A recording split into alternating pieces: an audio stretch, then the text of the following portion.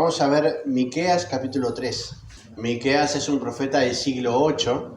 Es una época de varios profetas, entre ellos Isaías también estuvo por ahí.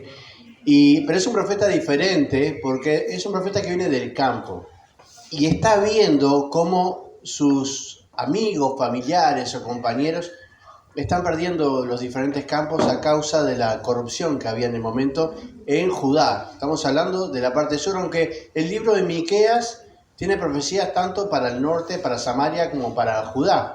En este caso, en el capítulo 3, la profecía es para Judá, ¿sí? Y Judá se encuentra en una situación de mucha corrupción.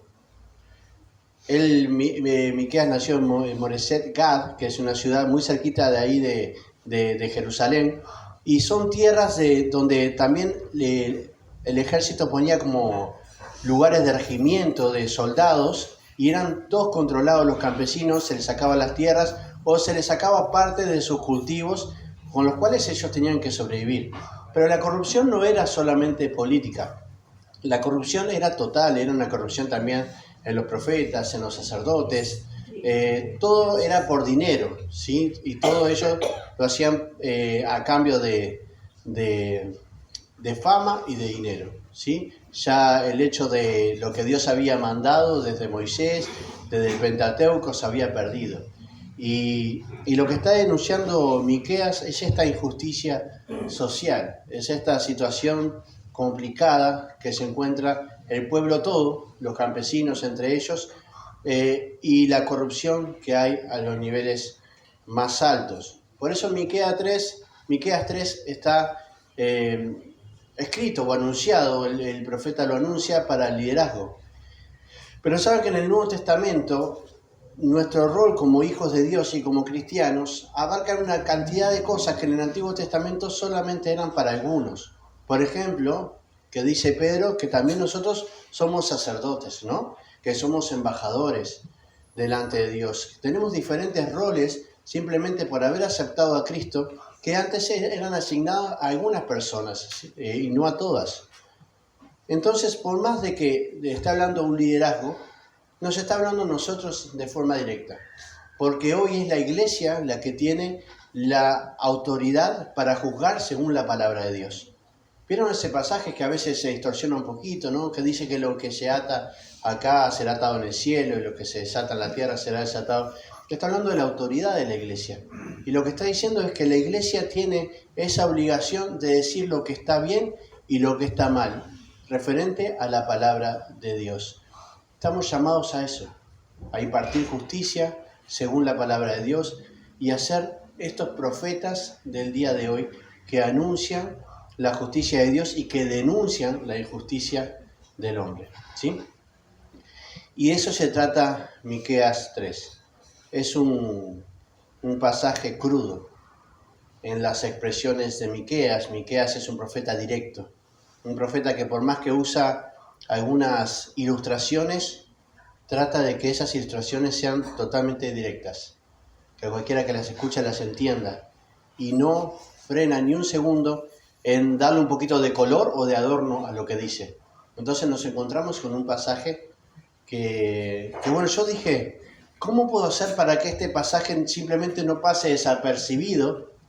Porque a veces se lee y a veces leemos cosas que son realmente crudas en la intención del profeta de lo que está diciendo, pero lo leemos en una lectura más moderna o capaz que pasamos de largo y no nos damos cuenta de la fortaleza que tiene su mensaje y lo crudo que es. Entonces decidimos hacer dos historias. No sé a quiénes les gustan los cuentos, las novelas, así medio de ciencia ficción. La primera historia va a contarnos un poquito una ilustración moderna de los primeros versículos de Miqueas hasta el versículo 4. Y después vamos a escuchar esta historia y después vamos a ir a Miqueas y nos vamos a dar cuenta lo que realmente está diciendo el profeta. Ya de entrada pedimos disculpas porque es una historia un poco gore, ¿sí? Hay sangre, hay todo, ¿sí? De repente no es tan simpática. Pero más allá de eso, prestemos atención porque es una versión moderna, una historia diferente a la que está narrando la Biblia, pero una versión moderna de lo que Miqueas está queriendo decir con sus palabras. El doctor Eleazar se ajustó los puños de su bata blanca, impecable, casi cegadora bajo las luces de la sala de juntas. Frente a él, los directores del hospital lo observaban con una mezcla de sospecha y desconcierto. «Señor Eleazar», dijo el auditor jefe, «los informes de sus últimas intervenciones son irregulares. Los pacientes entran por una fractura y terminan perdiendo la vida en la mesa de operaciones. Parece que usted apenas hubiera leído un par de artículos de medicina antes de entrar al quirófano. Es vergonzoso. ¿No le corresponde a usted, como jefe de cirugía, saber lo que es la vida?» Eleazar sonrió con una frialdad que congeló el aire. No era ignorancia, era algo mucho más profundo. Su no saber era una máscara de hierro. Bajo su mando, la justicia del hospital se había convertido en un laberinto donde solo él conocía la salida. Pero la vergüenza del primer piso ocultaba el horror del sótano. Eleazar no era un inepto, era un artista de la extracción. En el entorno moral de su mente, el juramento de salvar vidas se había sido reemplazado por un inventario de precios. Él no operaba para curar, él aborrecía lo sano y amaba la herida. Cada vez que un paciente era sedado bajo su mano, Eleazar veía una oportunidad de negocio. Con la precisión de quien conoce la ley para violarla, despojaba a las víctimas de su piel, de su dignidad y extraía la carne de sobre sus huesos para alimentar el mercado negro del poder. Los pacientes eran mercancía, sus cuerpos meras minas de oro biológico. El clímax del horror ocurrió la noche del gran banquete, una reunión privada para la élite de la medicina más oscura. Eleazar se sentó a la cabeza de la mesa.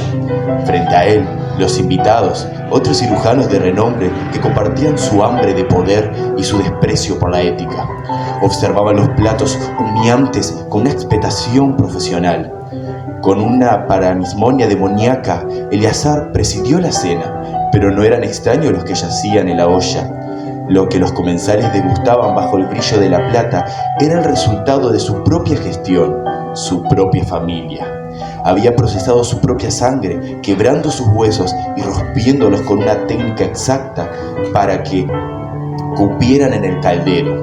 En esa secta, el éxito se medía por la capacidad de devorar lo que uno debía proteger. Ya no eran personas, eran el guiso de una fraternidad caníbal. La deshumanización era total. El hermano se había convertido en el plato principal para los colegas. El giro final llegó desde las sombras del mercado negro. Una negociación de órganos de alto nivel salió mal. Una deuda de sangre y dinero que Eleazar creyó poder manipular con elocuencia. Pero sus socios no aceptaban disculpas, solo activos. Lo capturaron en su propio quirófano, lo ataron a la camilla, la misma donde él había desollado a tantos. Sus captores, expertos en el mismo arte que él, prepararon el instrumental. Eleazar, viendo el brillo del acero sobre su pecho, sintió por primera vez el frío del terror absoluto. «¡Dios mío!», gritó hacia el techo, con la voz quebrada por la desesperación. «¡Ayúdame! ¡Piedad!». Pero el techo permaneció mudo. Dios no respondió, antes bien, escondió su rostro tras un velo de silencio absoluto. La ley de la coherencia se ejecutó con una precisión quirúrgica. Aquel que fue sordo al grito del hermano ahora habitaba en un universo donde nadie escuchaba el suyo. El destino estaba sellado. El mismo bisturí que utilizó contra su propia familia haría ahora la obra final con él.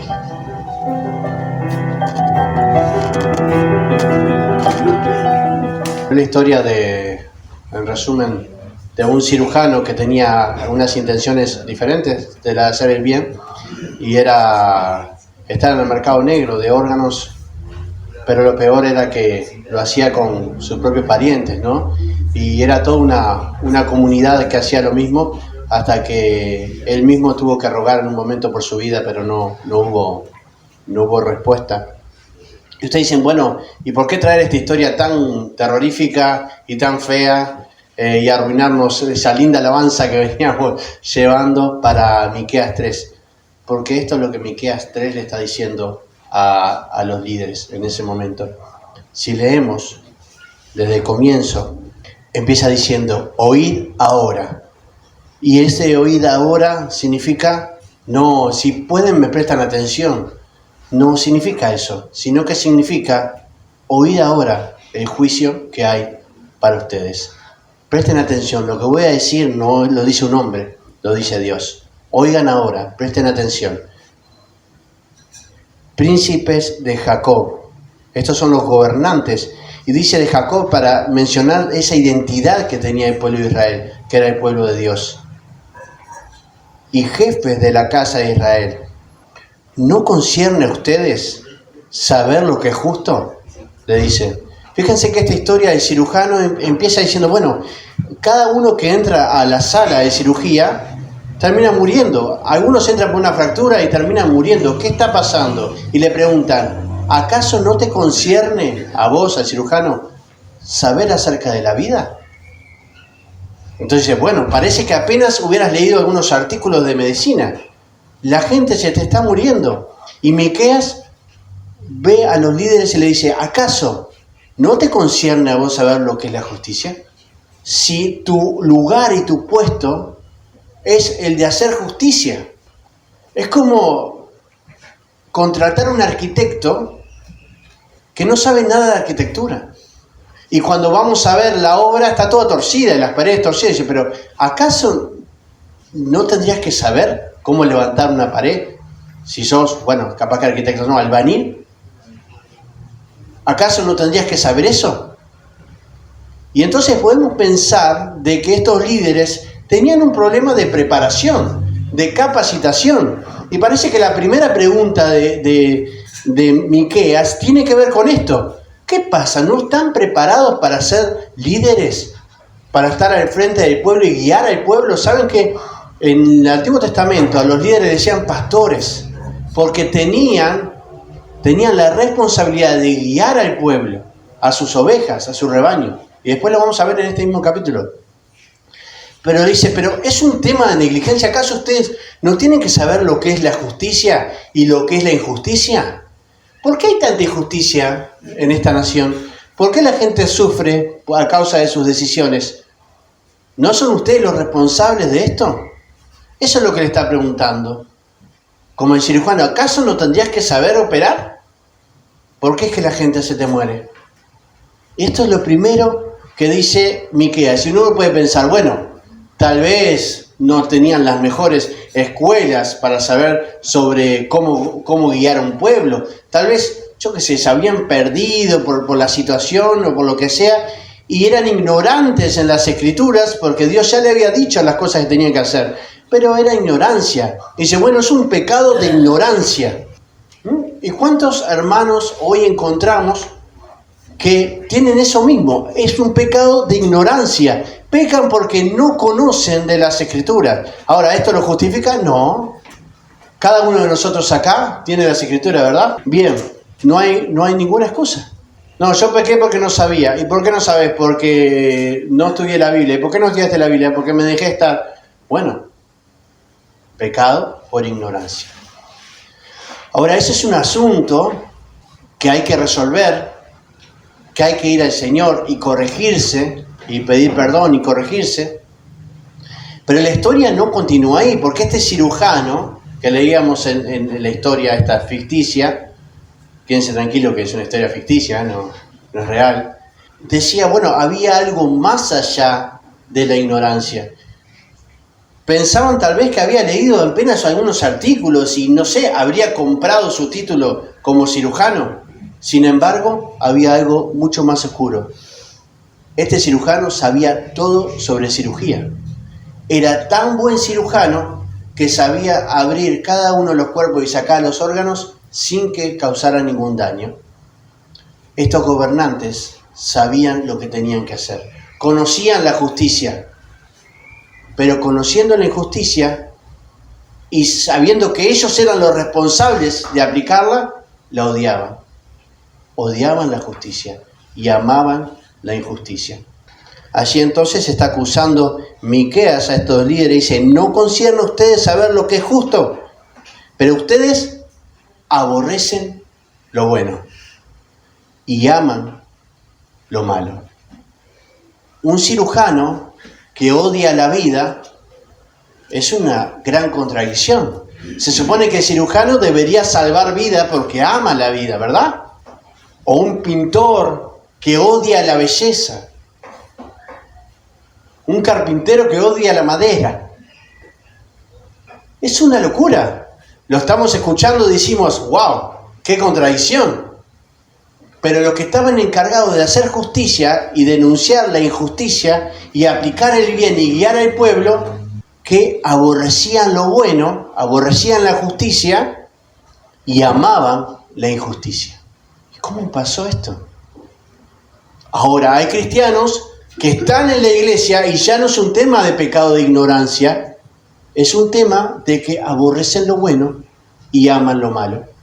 Sabiendo lo que dicen las Escrituras, prefieren quedarse en lo malo porque aman lo malo y aborrecen lo bueno. ¿Verdad que a veces lo bueno parece aburrido, parece muy legalista, y lo malo es disfrutable? Sí, es verdad que después nos sentimos mal, pero al principio es disfrutable, dura poco, pero vamos arriba. Y ese es otro camino diferente. Ya no es ignorancia, ya es tomar decisiones de amar lo malo y aborrecer lo bueno. Entonces, para que no parezca tan fuerte, a veces mezclamos, bueno, no es tan malo, no es tan bueno, no es tan malo. Pero Dios es luz y del otro lado hay tinieblas. O nos paramos en la luz o nos paramos en las tinieblas. Y Dios nos dice a nosotros, ¿acaso ustedes, hijos de Dios, cristianos, no saben lo que tienen que hacer? ¿No son ustedes los responsables de hacer justicia, de amar a los hermanos? ¿No son ustedes los responsables de predicar el evangelio? ¿No son ustedes los responsables de obedecer mi palabra? Ustedes no tienen esa carga, yo no les puse esa responsabilidad a la iglesia. Si ustedes no son ¿quiénes? Si no es la iglesia, ¿quién va a ser? ¿No es la responsabilidad que Dios nos dio como iglesia? ¿Y por qué cristianos que entonces, que no solamente hacen lo contrario, sino que aborrecen lo bueno y aman lo malo? Esto es lo que está preguntando Miqueas a los líderes, y esto es lo que Dios nos pregunta a nosotros. ¿Acaso no estamos llamados a amar lo bueno y aborrecer lo malo? ¿Acaso no estamos llamados a estar en la luz y salir de la oscuridad? ¿No estamos llamados para eso? Y entonces, ¿por qué? Y Miqueas le dice, ¿por qué están haciendo esto ustedes que fueron llamados a guiar al pueblo de Dios? Pero no solamente eso, no solamente ahora es un paso más que aborrecen el bien, aman el mal, sino que además trabajan para hacer daño a otros. Porque uno puede decir, bueno, a mí me gusta la maldad, me gusta alguna cosa que sé que es pecado, lo disfruto, lo mantengo, lo acaricio, rechazo el bien, pero es algo que de última me hace mal a mí mismo. Y trato de que no le hagan mal a otros. Pero hay un paso más. Estos líderes no solamente amaban lo malo y odiaban el bien, sino que trabajaban para hacer daño a otros, para beneficiarse a sí mismos. Dice, no, pero eso ya no está en la iglesia. Hermanos, hay hermanos que trabajan para hacer daño a la iglesia. Y uno dice, ¿y eso? Sí, claro. Hay hermanos que trabajan firmemente y se esfuerzan para ser ellos los privilegiados o los de más arriba y bajar a otros lo máximo posible y hacerles daño. Y ustedes dicen, bueno, pero estás hablando de esos pastores que predican para sacarle plata a la gente también. Pero, hermanos, hay cosas que son mucho más sutiles. Hay cosas que se trabajan desde las sombras. Y hay personas que están para generar división, para dañar a las personas y para hacer que otros no avancen en la fe en el Señor Jesucristo. Y dice, pero ¿y qué hacen acá? Bueno, como Jesús le dijo a Judas en la mesa, Judas, haz lo que tengas que hacer. Lo que viniste a hacer, hacelo. Están acá. Y Miqueas le está diciendo, ¿cómo? Entonces, no es que solamente, no es ignorancia. Tampoco es simplemente que aman el mal y aborrecen el bien. dice algo más que es hasta crudo. Dice, pero vosotros aborrecéis lo bueno y amáis lo malo y le quitáis a la gente la piel y la carne de encima de sus huesos. ¿Y saben lo que está diciendo Miqueas? Está dando una imagen de una cocina, ¿no? Están cocinando al pueblo. Están comiéndose al pueblo. Le separan la carne de los huesos, le despellejan, le sacan la piel. Y esto tiene varios significados, porque uno dice, bueno, pero ¿qué entendían ellos cuando Miqueas le estaba diciendo estas palabras, no? Los asirios, que eran enemigos de Israel, ellos tenían por costumbre a los líderes que de alguna manera los traicionaban, los despellejaban, les sacaban la piel. Y Miqueas le está diciendo, ustedes son peores que ellos. Aparte, los líderes, ¿qué dijimos hoy? Eran llamados pastores para guiar al pueblo. Y el pueblo eran las ovejas. Ahora, un pastor que mata a las ovejas para comérselas no es un pastor, es un carnicero. Y Miqueas le está diciendo, se transformaron de pastores en carniceros. Están matando a las propias ovejas que deberían guiar para comérselas en una olla a su propio pueblo. Hablar de canibalismo en esa época no era algo pasajero. Habían pasajes en por ejemplo, Levítico 26 y Deuteronomio 28 que hablan de esta situación, que el pueblo iba a terminar comiéndose, los padres iban a terminar comiéndose a sus hijos. Y esto está literal en esos pasajes. Y después sucede que cuando el pueblo de Israel es encerrado dentro de las murallas, terminan los padres comiéndose a sus propios hijos. Y cuando Miqueas está hablando de esto, no es una pavada. Es lo más bajo que puede caer el hombre. Es comerse a sus hermanos. Y cuando nosotros criticamos, insultamos, maltratamos y atacamos a nuestros hermanos, los estamos preparando para nuestra olla.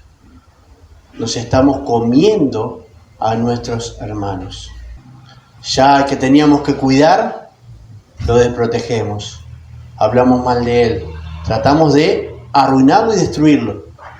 A lo que debíamos unir, lo separamos.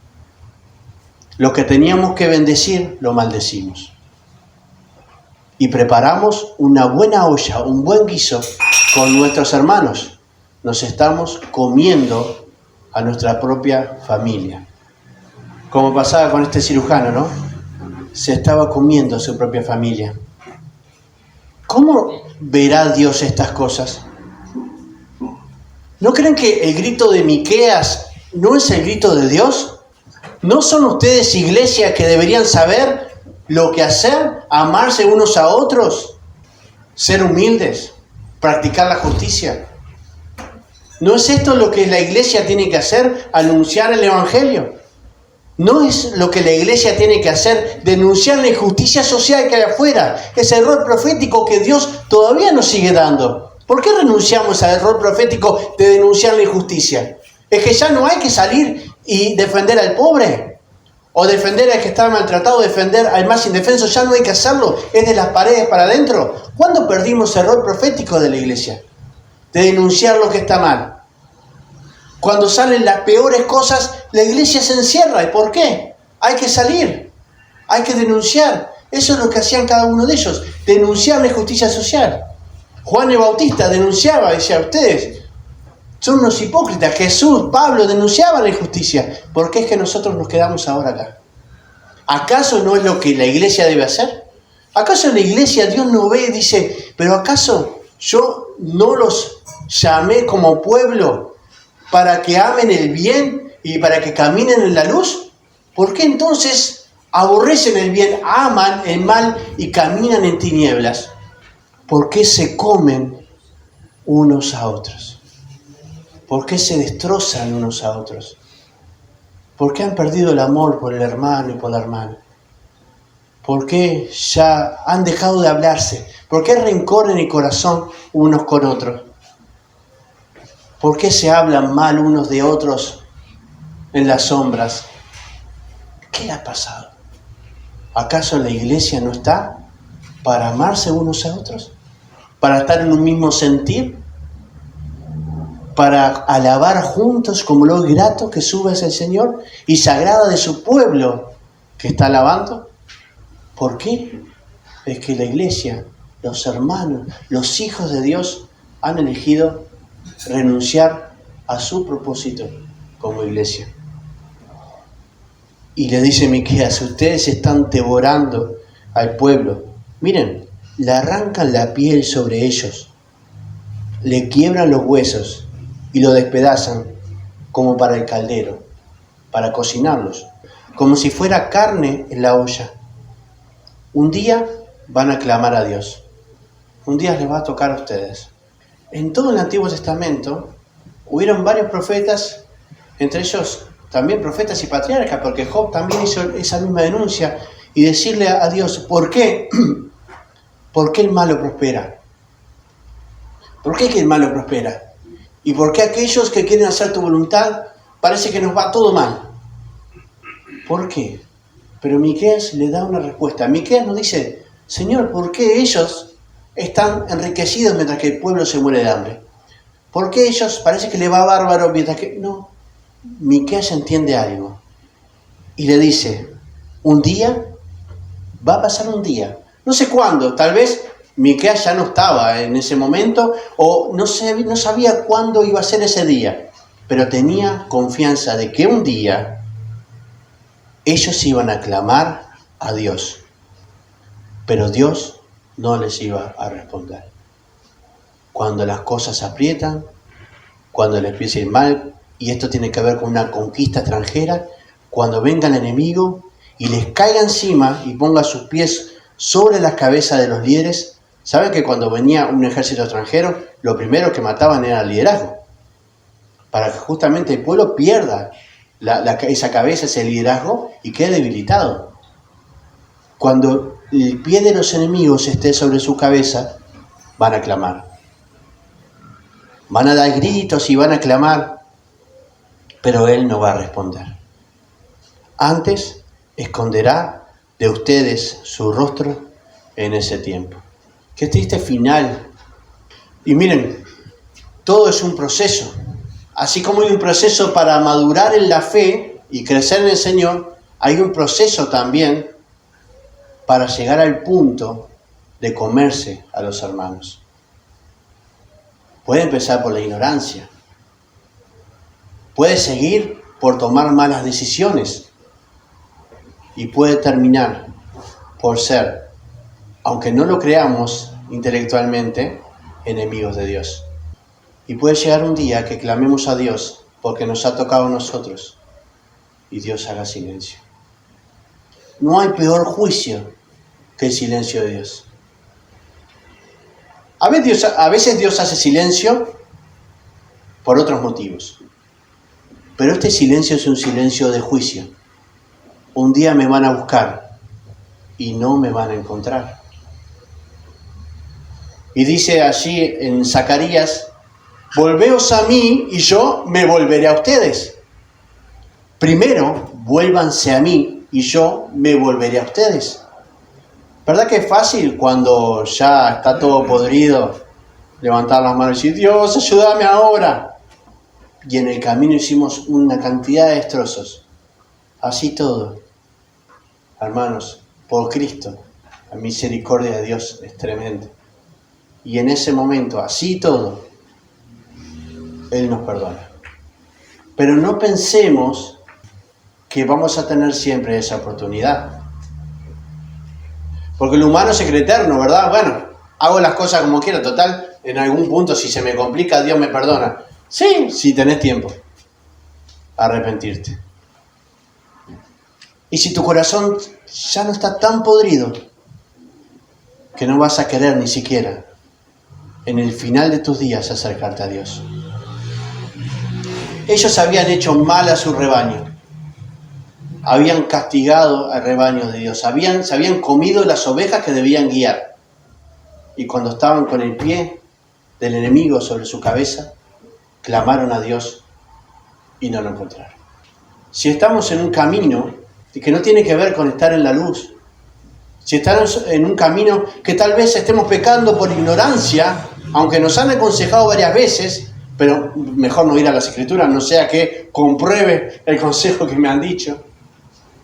O estamos pecando porque hemos decidido amar lo que está mal, aunque sea placentero, y estamos aborreciendo aquello que está bien.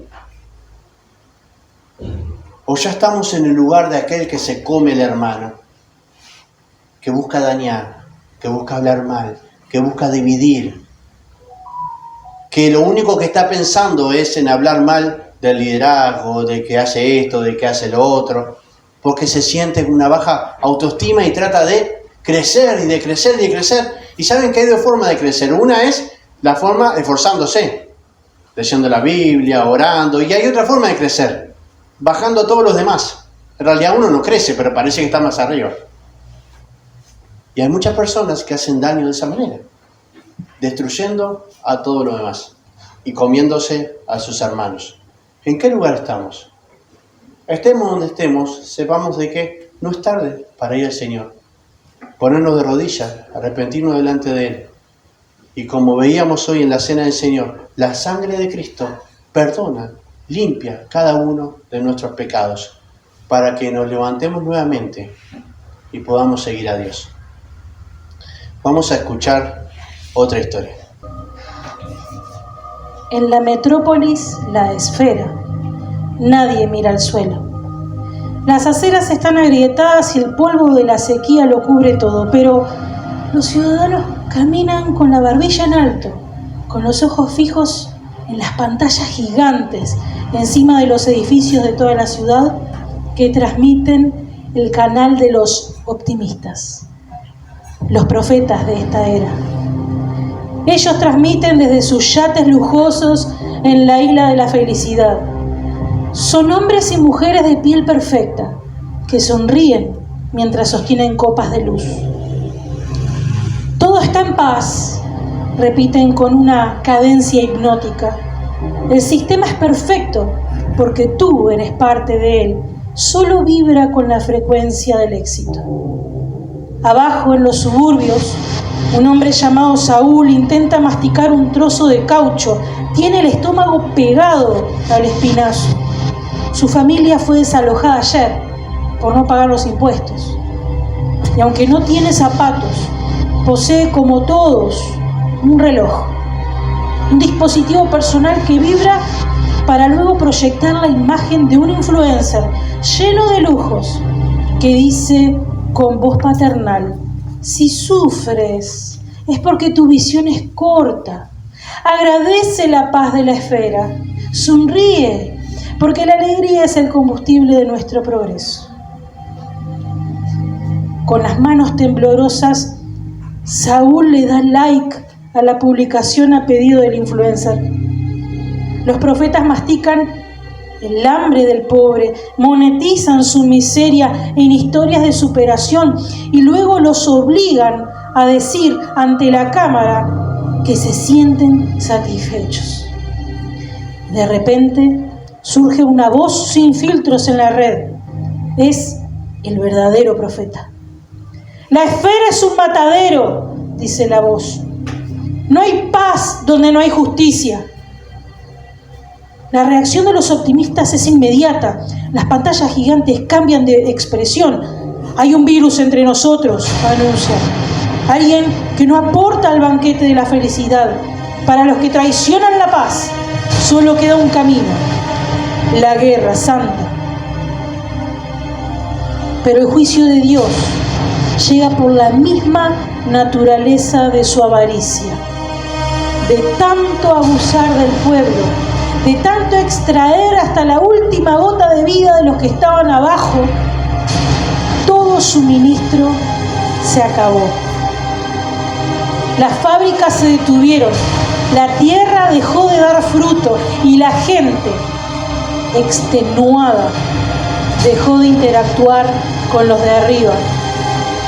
Los influencers se encontraron de pronto en sus yates de lujo, rodeados de oro y cámaras, pero con las bodegas vacías. No tenían nada más que exprimir. En ese momento los de arriba se humillaron ante el de más arriba, rogando a Dios que los alimentos sean para con ellos. Sin embargo, habían olvidado su propia enseñanza, que los de abajo podían morir de hambre siempre y cuando lo hicieran en paz. Ahora ellos eran los de abajo y Dios no les respondió con promesas de éxito, sino con el silencio. Sus bocas estaban vacías y ya no clamaban paz. La más cruel de las guerras los había alcanzado y morían envenenados por su propia vanidad. Viene un anuncio de Miqueas ahora a los profetas. Pero ¿quiénes son los profetas de este tiempo? ¿Son los profetas de esta historia? ¿Las pantallas? ¿La comunicación? ¿Los que no quieren decir? Hoy día los profetas son las masas. Hoy día los profetas son los que escriben en las redes, los grandes influencers, los políticos destacados en el mundo. Ellos nos están diciendo a nosotros lo que es justo y lo que es injusto. Nos están diciendo qué está bien y qué está mal. ¿Y dónde quedó el profeta, hijo de Dios? ¿Su voz se está escuchando? ¿Se está escuchando a la iglesia profetizar? Es decir, proclamar la justicia de Dios. ¿Se está escuchando a la iglesia defender al que está desamparado? ¿Se le escucha? ¿Hay cristianos proclamando las verdades, denunciando la injusticia? ¿O hemos abandonado nuestro rol de profeta para que otros profetas surjan? El profeta de Instagram, con sus autos de lujos, su piscina, su casa maravillosa. El profeta de los grandes sorteos con mucho dinero. El profeta de aquellos que dicen, bueno, la tolerancia, seamos tolerantes, cada uno debe elegir su camino y la iglesia debe callar, porque si no, le falta respeto. ¿Quiénes son los profetas de este tiempo? ¿Somos nosotros? Si no somos nosotros, van a ser otros. Algunos están gritando muy fuerte. Y cuando uno va a hablar por la calle y va a predicar el evangelio, se da cuenta que han escuchado al mismo profeta, cada uno de ellos. Porque cada uno repite lo mismo. ¿Y de dónde lo sacaron? Hay grandes profetas que llegan a grandes masas. ¿Pero acaso esa no era el rol de la iglesia? ¿Acaso no era la iglesia la que debería salir a denunciar la injusticia y a proclamar la justicia de Dios? No, ya no. En esta época la iglesia debe estar calladita. Si no molesta, si molestamos, por ahí empieza la persecución. Y si empieza la persecución, tal vez no podamos hacer esto ahora y tengamos que juntarnos en secreto. Tal vez algunos de nosotros pierdan sus bienes o hasta su vida. Silencio. La iglesia no es el profeta. El profeta es aquellos que gritan fuerte por los medios. Los profetas están en la universidad, que ponen carteles enseñándote lo que está bien y lo que está mal. Cada profesor que te va a hablar lo que es correcto, lo que es incorrecto. Los profetas están en las escuelas. Los profetas están en la televisión, en todos lados. Pero la iglesia, cuidado, cuidado. Se puede complicar todo. ¿Y entonces qué hacemos? Silencio.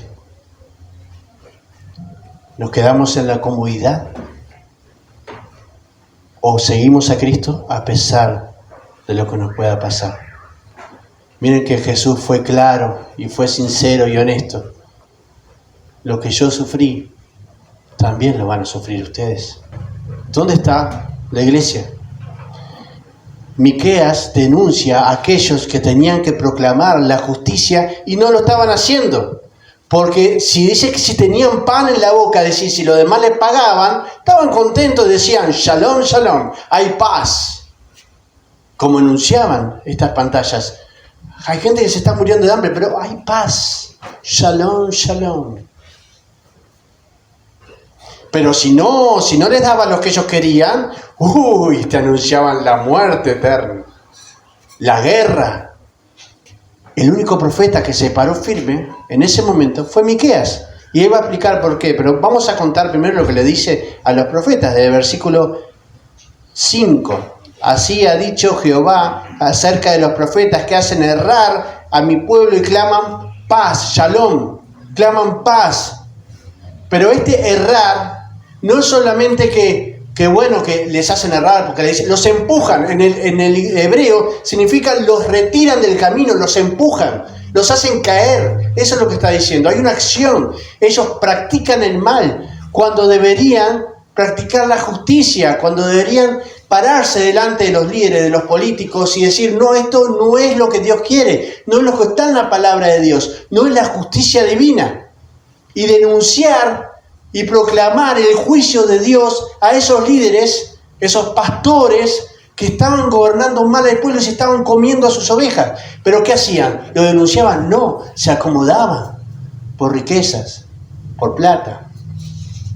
Otra vez veíamos con Ángela la historia de Dietrich Bonhoeffer, que cuando empezó el nazismo, las iglesias se acomodaban al nazismo, Jai decían, y cambiaron la escritura y había, en vez de 10 mandamientos, ahora había 12. Uno de ellos era que tenían que dar honor al Tercer Reich.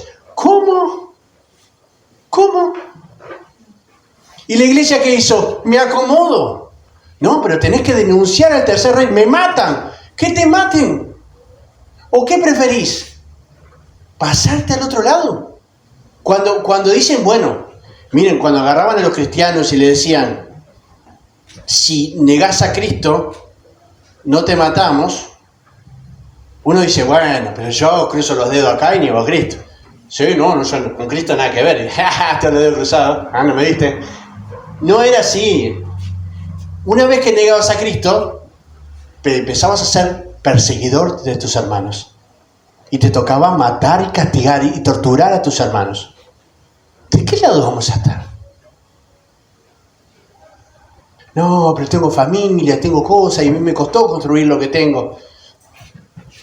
¿Cómo? ¿Cuál es nuestro rol? ¿Quién nos engañó y nos dijo que ser cristiano era vivir feliz para toda la vida? Que íbamos a estar siempre cómodos, que nunca iba a pasar nada. ¿Quién nos dijo eso? Y miren, es crudo, pero Cristo se dio vuelta, vio la multitud y dijo, piénsenlo bien. Piénsenlo bien. Hermanos, si no están dispuestos, ya se pueden levantar, se pueden ir y hacer su vida. Porque hay que pensar que seguir a Cristo es también exponerse al sufrimiento y a la persecución.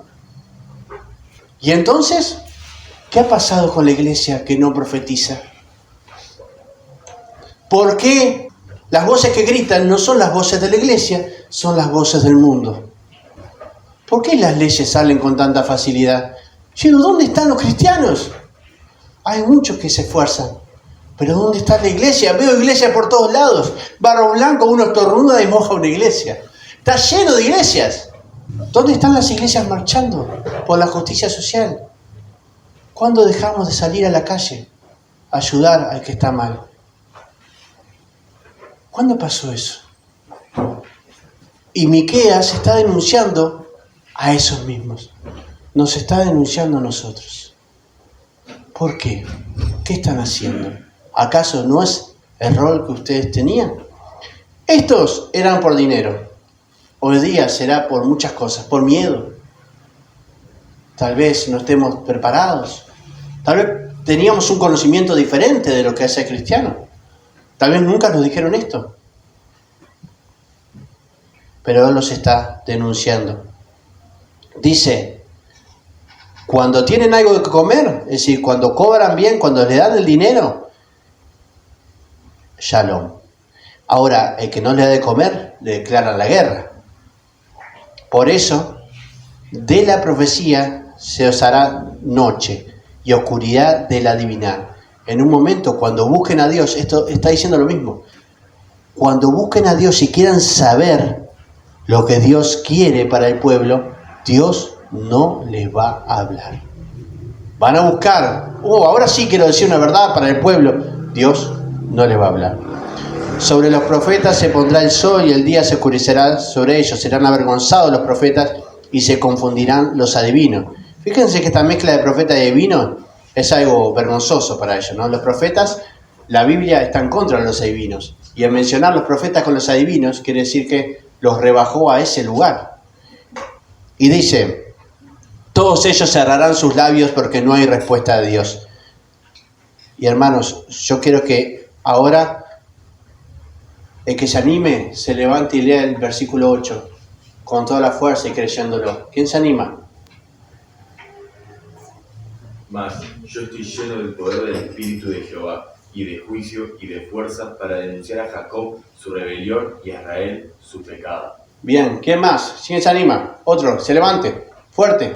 Mas yo estoy lleno de poder del Espíritu de Jehová, y de juicio y de fuerza, para denunciar a Jacob su rebelión y a Israel su pecado. ¿Quién más?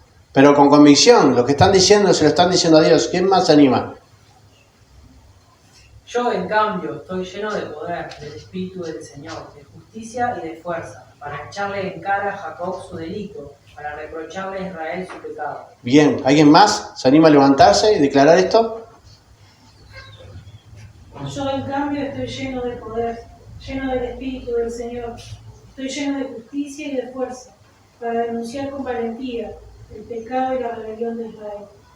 Tenemos cada uno de nosotros el Espíritu Santo y la responsabilidad de denunciar el pecado.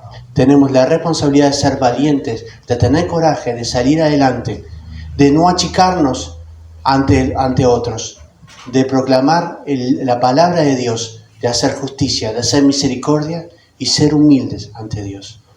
Tenemos esa responsabilidad. Este es nuestro versículo. Cada uno, dígalo y proclame esa verdad en su corazón. Estoy con el poder del Espíritu Santo y es todo lo que necesito para ir adelante, proclamar la justicia divina. Ellos decían, bueno, no nos va a pasar nada porque tenemos el templo, ¿no? En Jeremías decían lo mismo, templo de Dios es este, templo de Dios es este. Es decir, no nos va a pasar nada, estamos salvados del juicio. Jehová está con nosotros. Jehová está con nosotros, no nos va a pasar nada. ¿Y qué dice? Y cuando decía Jehová está con nosotros, señalaban el templo, porque la presencia de Dios era el templo, ¿no? Para ellos. ¿Saben lo que le dice Miqueas? Le dice, bueno, el templo es su amuleto. Ese amuleto será destruido. Quedará en ruinas. Dice, por eso a causa de vosotros, Sión, Jerusalén será un campo arado. Jerusalén se convertirá en montones de ruinas y el monte de la casa se cubrirá de bosque. Chau amuleto. ¿Verdad que a veces pensamos que la iglesia nos salva? Bueno, pero es Cristo. Bueno, pero algunos piensan que la iglesia los salva. Bueno, yo estoy yendo a la iglesia. Estoy bendecido y santificado porque fui a la reunión. Escuché una palabra de poder y Cristo es el que te salva. Él hizo la obra para que por Él fueras salvo. Murió y resucitó para que por Él fueras salvo. Y mi pregunta es, ¿qué nos está pasando como iglesia de Cristo? ¿Por qué hemos dejado de lado nuestras responsabilidades como iglesia? Y yo me pongo a mí primero en la lista, Me pongo a mí primero en la lista. ¿Por qué hemos abandonado lo que Dios nos encomendó? ¿Por qué nos estamos comiendo a nuestros hermanos, a nuestras hermanas? ¿Por qué no estamos haciendo lo que hacía Miqueas Porque Miqueas dice, yo tengo el Espíritu Santo. ¿Cuántos de acá tenemos al Espíritu Santo? Convencido, díganos, porque es algo que tenemos que dar. ¿Tenemos el Espíritu Santo? Amén. Bien. Y entonces, ¿por qué somos diferentes a Miqueas? Hagamos la tarea que nos corresponde. Porque no es con nuestras fuerzas, es con el poder del Espíritu Santo de Dios. Oramos. Señor, gracias por tu palabra. Qué duro, Señor, es escuchar estas palabras de Miqueas. Y qué duro es tener que identificarse no con los héroes, con tus siervos fieles y obedientes, con las victorias, sino que muchas veces nos toca identificarnos con lo malo, con las derrotas, con lo que a ti no te agrada. Pero es un claro mensaje, Señor, un claro mensaje de avivamiento de la iglesia, Señor. ¿Por qué hemos hecho tanto silencio ante la injusticia, Señor? Como iglesia, ¿por qué es que nos hemos callado? Tal vez necesitemos una nueva reforma, pero no tanto política, no tanto social, no sé, Señor. Necesitamos una reforma interna de la iglesia, Señor. Pero no cambiar todo, Señor, obedecer lo que está escrito en tu palabra. Volver a tu palabra. Señor, hoy las iglesias han dejado tu palabra por pequeños mensajes motivadores. Han dejado de escucharte a ti para escuchar las redes. Se han quedado sentados cuando había que levantarse y marchar. Se han quedado callados. Nos hemos quedado callados cuando había que hablar. Señor, ayúdanos. Danos de tu poder, Señor. Te damos gracias por el Espíritu Santo porque nos da todo para salir adelante y en todo glorificar a Cristo. Señor, te pido que toques los corazones de cada uno de nosotros hoy. Y si hay pecado, Señor, que cada uno de los que están en esa situación puedan ir a ti y arrepentirse. Señor, tú no harás silencio, porque tú has dado tu Hijo, Jesucristo, para que podamos, por medio de Él, acercarnos a ti. Pero, Señor, te pido que cada uno que esté hoy en una situación de pecado pueda ir a ti, sabiendo de que tú lo perdonas, que lo restauras y que lo puedes volver a los propósitos que tú tienes para él o para ella. Gracias te doy, Señor. En nombre de Cristo Jesús. Amén.